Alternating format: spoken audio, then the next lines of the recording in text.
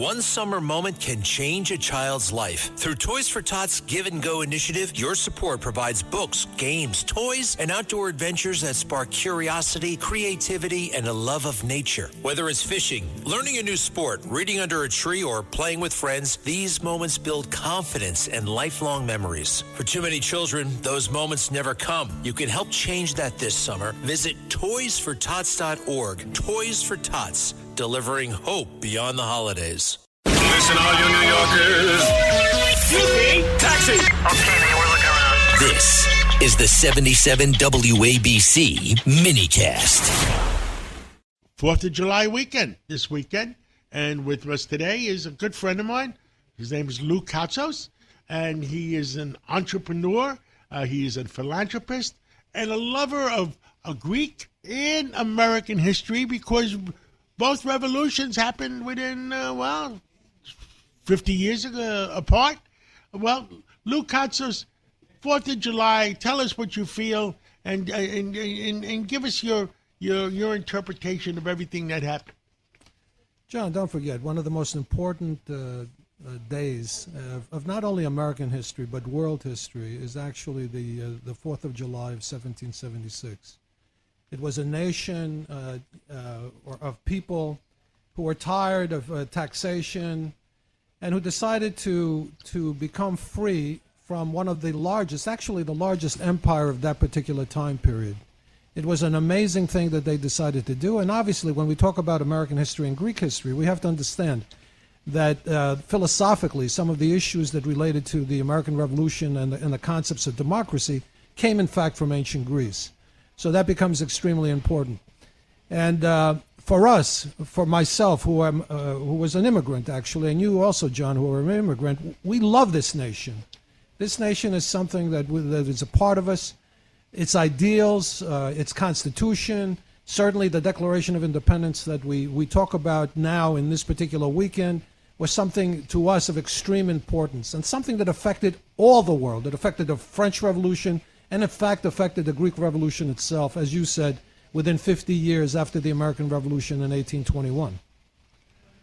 And tell people so they understand how the Greek Revolution reflected on the American Revolution and how, again, it affected the Civil War. I mean, you have told me that story before. Yeah, no, we've discussed this. As we know, what took place in the American Revolution was something that other people aspired to. And certainly in the Greek Revolution, Americans went actually to Greece to fight in Greece. Plus also, it was part of American history. It was called the Greek Fever period of the 1820s in the United States of America. Americans supported the Greek Revolution. And in fact, after the Greek Revolution, because it was about slavery also, it was about slavery because the Greeks were under the Ottoman Empire and they were slaves within the Ottoman Empire. Those that fought within Greece, Americans, etc., came back to the United States, including orphans from Greece, and in fact were members of the abolitionist movement and started the abolitionist movement in the United States of America itself. And the rhetoric that was used for the Greek Revolution was the exact same rhetoric that was used for the abolitionist movement by both white and black abolitionists of that period. And then in terms of the Civil War, there were Greek merchants who went to America. They were involved in a cotton trade. And then when it became an issue of the South, of perhaps England joining the South, they decided to shift where the cotton comes from to Egypt and to India, and in fact keep England out of the Civil War.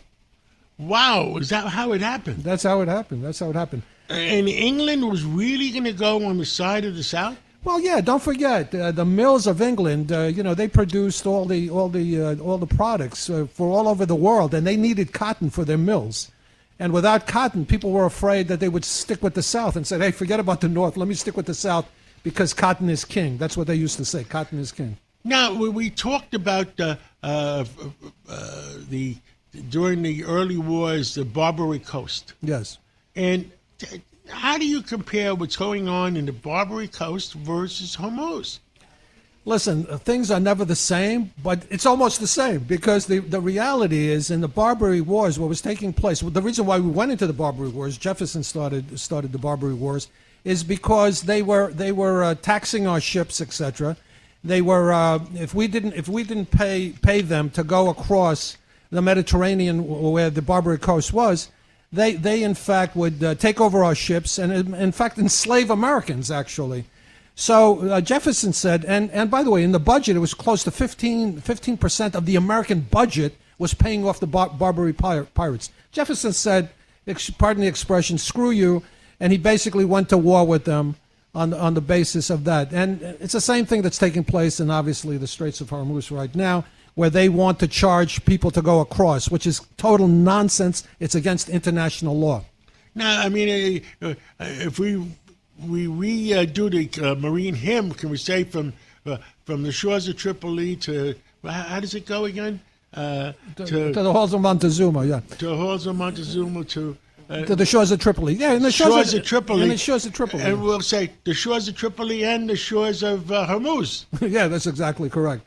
And John, today, since this is the weekend, one of the most important dates in the history of the United States, by the way, was July the 9th of 1776 in New York. That's when George Washington was there with the Continental troops, and he had the Declaration of Independence read in what was called the Commons, which is now City Hall Park. And after they read the Declaration of Independence, the people marched down to Bowling Green and dropped the massive statue that used to be there of George III, the King of England. They knocked down a statue and basically melted it and created 42,000 bullets that they used for the Revolution. So we're going to reenact that on Thursday, July the 9th. We're going to start at City Hall Park. We're going to go down to Bowling Green, read the Declaration of Independence, and then show a movie about the importance of July the 9th of 1776. The other thing, John, is that New York did not sign into or agree to the Declaration of Independence until July the 9th. So for New York, this is like the most important date relating to the revolution. So the real date for Independence Day was July 9th in New York City versus everybody else July 4th? Well, listen, it was passed in July the 4th, but New York had not signed on. New York had not signed on. All the 12 states had signed on. New York had not signed on. New York signed on July the 9th. George Washington found out. George Washington then ordered them to read the Declaration of Independence, and that's when they did one of the most monumental things by dropping the statue of King George III. Don't forget, John, at that time it was an extremely dangerous time. There were 19,000 continental American troops that were in New York. And the British were amassing the largest armada that was ever assembled by the British. 400 ships were coming in with 32,000 soldiers into New York. So it was an amazing time period. And you have to say, you know, George Washington really took some big gambles, because here he was with 19,000 troops, and the British were bringing in 32,000 troops into New York. And for those who don't know, the headquarters of Washington during that time period was actually 1 Broadway, which was right across the street from Bowling Green Park. And Bowling Green is the first park of New York City. Where you have the fountain today in Bowling Green Park is where the statue of George III used to stand. And that statue, like I said, was massive. It was a massive statue. They tied ropes around it, dropped it, and then everybody celebrated. The British, of course. The British are coming. The British are coming. The British, of course, had a the problem. two big items that I come back from this interview is I did not know the British almost joined the South in the Civil War. Oh, yes. And there was a discussion the about Strait of Hormuz versus the shores of Tripoli. And the third one was July 9th day. July the 9th. So, and I'm going to try to march with you. yeah, so I'm requesting all New Yorkers and anyone who's in the city come to City Hall Park. We're going to assemble there exactly at the time that George Washington said, which was What time? 6 o'clock is when the parade starts. We're going to assemble about 5:30. 6 o'clock in the morning or 6 o'clock? No, in the evening. He read it in the evening. So 5:30 we're going to assemble there. 6 o'clock we're going to march down Broadway. We're going to go to Bowling Green, where we're going to raise the flags, the original flag and the current flag. And by the way, the second flagpole is the flagpole that the Federation of Hellenic Societies of Greater New York put up. Well, thank you so much, and we'll catch up with you again real soon, and I'll be there July 9th. Thank you so much, John.